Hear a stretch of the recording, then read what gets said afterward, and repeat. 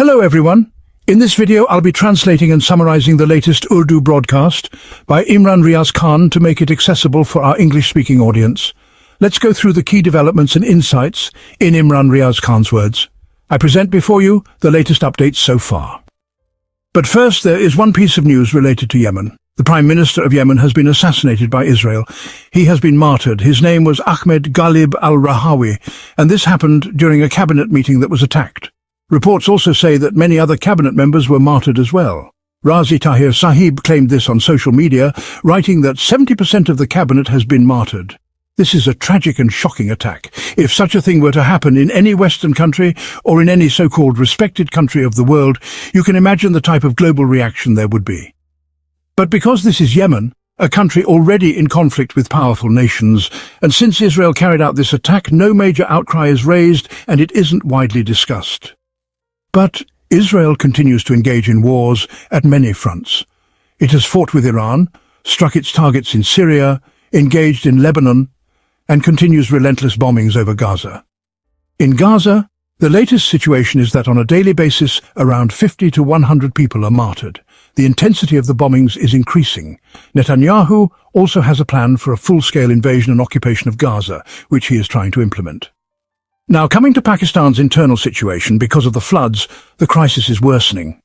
India has been forced to release more water because it too is facing severe flooding. It's not as if India deliberately released water out of malice. Water is precious. They would prefer to store it in their dams. Nobody would waste water worth billions of dollars. But heavy rains and cloudbursts in different mountainous regions of India have overflowed rivers. Three major rivers, Sutlej, Ravi and Chenab, are causing destruction in Punjab, especially in central and south Punjab. Water levels are also rising in the Jhelum. Eventually, all these rivers will flow into the Indus, creating a massive challenge for Sindh and Pakistan's government. But what has Pakistan's Prime Minister done? Instead of being with the people during this calamity, he left for China with the Deputy Prime Minister to attend the SCO summit, leaving the flood-stricken people to suffer. He should have been in Pakistan right now. But this is a fake government. They don't care. They know these people's votes don't matter to them. They didn't come into power through the people's mandate, but rather through polishing boots. They think, good, if people drown. After all, they didn't vote for us. I saw the faces of Alim Khan and some government women ministers, TikTok personalities, actually glowing with happiness in pictures while looking at the floods, as if they were glad about the destruction. And then there are irresponsible statements from ministers like Khawaja Asif, the defence minister. Instead of helping, they left the people to drown. Meanwhile, deaths due to floods in Pakistan have exceeded 800 and are approaching 900. Still, the Prime Minister and Deputy Prime Minister are in China, treating the Air Force planes like rickshaws, going on trips while people perish. This is a cruel mockery of the people's suffering. One day, when the people rise, this fake government will lose its grip, just like the River Ravi reclaimed its own land. You know, Ravi's land was not meant for housing societies. I always said no society would be allowed there. Yet propaganda is being spread that Imran Khan allowed societies in Ravi. That is a lie. In fact, when I was arrested in 2023, first on May 9th, then again on August 5th. The approval for those societies was given in April 2024 while I was in jail. These corrupt people are pinning it on me. Look at tweets from 2022. Back then, under my government, operations were conducted against land grabbers like Alim Khan's Park View Society, reclaiming state land worth billions. But when Maryam Nawaz's government came, they granted permission to these same societies. Even Shahzad Akbar testified that Alim Khan personally tried to get me to approve illegal work, but I refused. So just like Ravi reclaimed its land without asking anyone, without filing cases or appealing, Pakistanis too will have to reclaim their country themselves. They must drive out this fake government and the establishment stooges. Otherwise, no human rights organizations or media will free them. The establishment has occupied this nation. Your duty is to take back your mandate and throw out these puppets. Their grip won't last forever. I believe Pakistanis will reclaim their rights.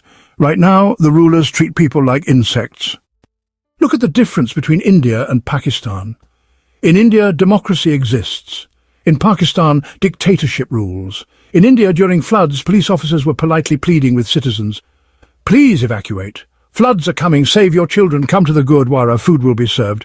They begged respectfully, but in Pakistan, police went to evacuate people, and one officer, disguised in a rescue jacket, shouted at a villager, "Idiot, you think I'm rescue? I'm police. Rescue saves lives. I take lives. Get out or I'll cut you down." This shows the hatred these rulers and their police have towards the people. From top to bottom, hatred trickles down from rulers to officials. The establishment has told them, treat the public with sticks, humiliate them, that is their only worth. Yet these very police and soldiers are funded by our taxes. Every matchbox, tissue paper, phone card, plane ticket, we pay taxes on all of it, and with our money they grow fat only to bully us. Pakistanis must rise and show them their true place. Only then will this occupation end. They know their worth, they know their importance. They realize that these officials survive on the people's money, and in countries like Canada, bureaucracy is confined within limits. Yes, there are some rude and shameless people there too, but the majority is not like that. In Pakistan, however, the majority is disrespectful, whether in Khyber Pakhtunkhwa, Punjab or Balochistan. They treat the people as if they are insects, and this mindset flows from the top all the way down. Only the people can build a dam against this mindset. When you, the people, become the true owners of this country, only then will these officials become your servants. As long as you continue to live like inferiors, they will keep riding on your shoulders. Imran Khan refused to bow down to them. He is being punished, yes, but Allah has granted him great respect. I also refused. I said, I cannot bend before them. Impossible. And still my Lord provides me food. I am not dying of hunger. So the people of Pakistan must at least rise against this rudeness, against this behavior, against this shamelessness. Their psychological and intellectual level is so low that today I heard them say, there is stress in 3 rivers. Imagine, they are saying rivers are stressed. The Urdu meaning of stress is tanav, or tension. So rivers have tension. They don't even know basic terminology.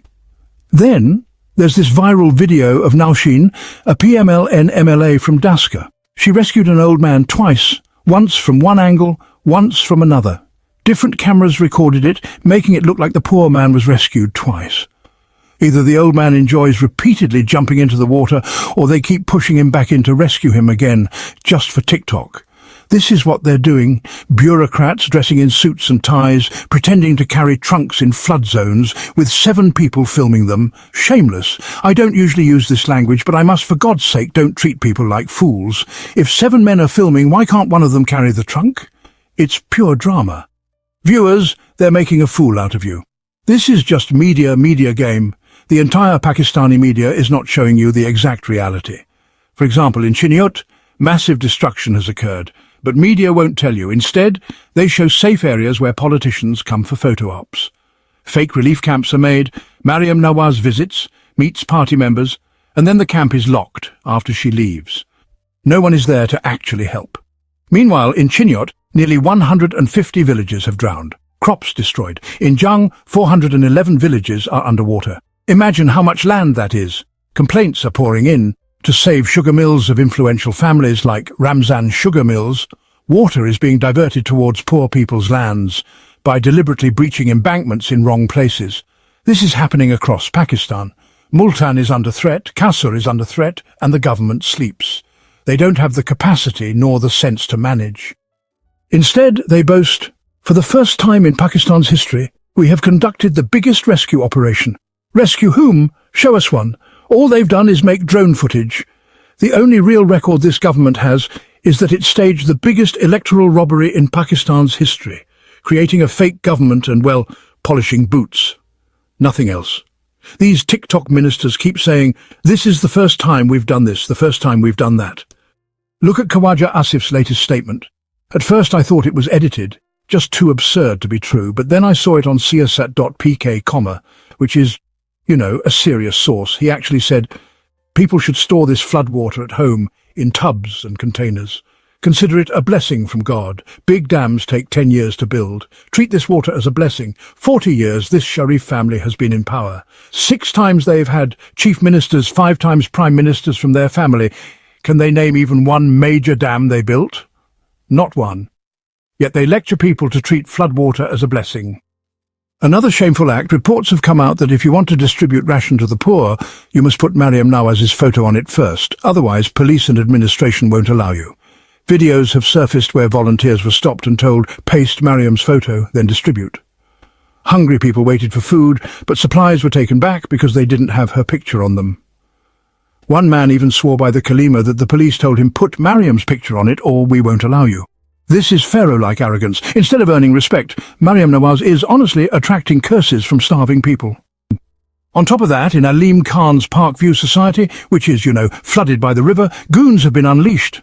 They harass journalists, snatch phones and stop coverage so people won't see how the society is drowned. Alim Khan lies, standing in daylight saying, "No breach has happened, no water has come, no evacuations took place." Meanwhile, drones show houses underwater, people fleeing all night.